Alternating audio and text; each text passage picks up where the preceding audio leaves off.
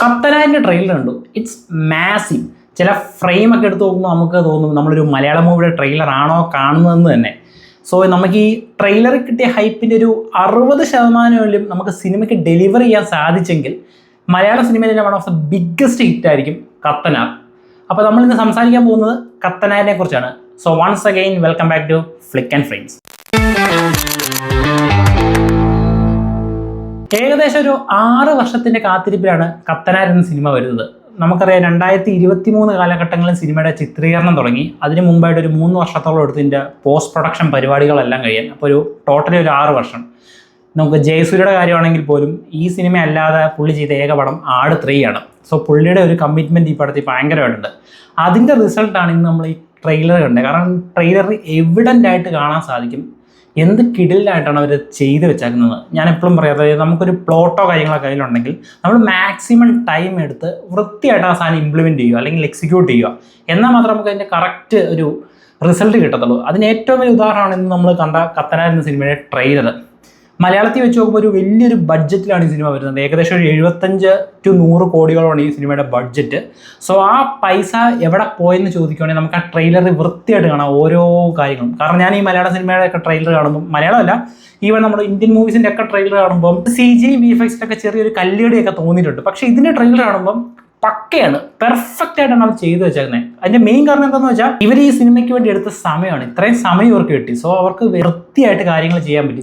ചില സിനിമയൊക്കെ ഇന്നത്തെ കാലത്ത് റിലീസാകുന്നത് പടം റിലീസിന് മുമ്പ് തന്നെ അല്ലെങ്കിൽ പടം ഷൂട്ട് ചെയ്യുന്നതിന് മുമ്പ് തന്നെ പറയും നെക്സ്റ്റ് ഇയർ ഈ മാസത്തെ സിനിമ റിലീസായിരിക്കും. അപ്പോൾ ഒരു ഫാസ്റ്റ് റഷ് വരും. ഈ ഹറിബറി പരിപാടിയൊക്കെ വന്നുകൊണ്ട് പടത്തിന് വേണ്ട പോലെ VFXോ അല്ലെങ്കിൽ VFX ഡിമാൻഡ് ചെയ്യുന്ന സിനിമയാണെങ്കിൽ അത്രത്തോളം VFXോ CGയോ കാര്യങ്ങളൊന്നും ചെയ്യാൻ പറ്റാതെ വരും. സോ ആ ഒരു സമയത്താണ് കത്തനാർ എന്ന പടം ഒരു 6 വർഷ ടൈമിൽ ഇപ്പോൾ വരുന്നത്. സോ അവർ വൃത്തിയായിട്ട് ഇതെല്ലാം ചെയ്തിട്ടുണ്ട്.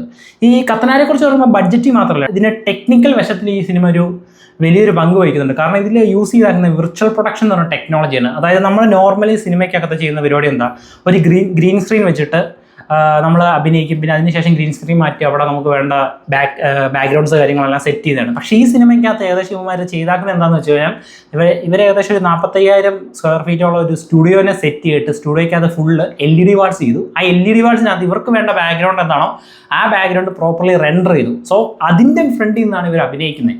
സോ ഇങ്ങനത്തെ ഗുണം എന്താണെന്ന് വെച്ച് കഴിഞ്ഞാൽ റിയൽ ലൈഫിനെക്കാട്ടിലുള്ളൊരു സീനറീസോ അല്ലെങ്കിൽ ഒരു ബാക്ക്ഗ്രൗണ്ട്സോ കാര്യങ്ങളോ വരുമ്പോൾ നമുക്കൊരു കല്ലേടിയായിട്ട് തോന്നത്തില്ല, ഒരു നാച്ചുറൽ ഫീൽ കിട്ടും. ഈവൺ ഇപ്പോൾ ഒരു ബാക്ക്ഗ്രൗണ്ടിൽ നിന്ന് ലൈറ്റ്സും കാര്യങ്ങളും ഇവരുടെ മുഖത്തടിക്കുമ്പോൾ പോലും ഒരു ഒറിജിനാലിറ്റി ഫീൽ ചെയ്യും. സോ അതാണ് കത്തനാരി ഇവർ ചെയ്താക്കുന്ന മെയിൻ പരിപാടി. അതുപോലെ തന്നെ കത്തനാരി ഇവർ വേറെ കുറേ പരിപാടി ചെയ്തിട്ടുണ്ട്. ബോഡി ഡബിളിന് വേണ്ടി ഇവർ ഏകദേശം ഒരു 200ഓളം DSLR ക്യാമറാസ് യൂസ് ചെയ്ത് 3D റെൻഡർ ചെയ്താണ് പടം ചെയ്യുന്നത്. നമ്മൾ ഇതിൻ്റെ ഒരു ചെറിയ പരിപാടി ബ്രഹ്മയുഗത്തിലേക്ക് യൂസ് ചെയ്തിട്ടുണ്ട്. എന്നാൽ പോലും കത്തനാരിലാണ് ഇതൊക്കെ മാസീവായിട്ട് ചെയ്താക്കുന്നത്.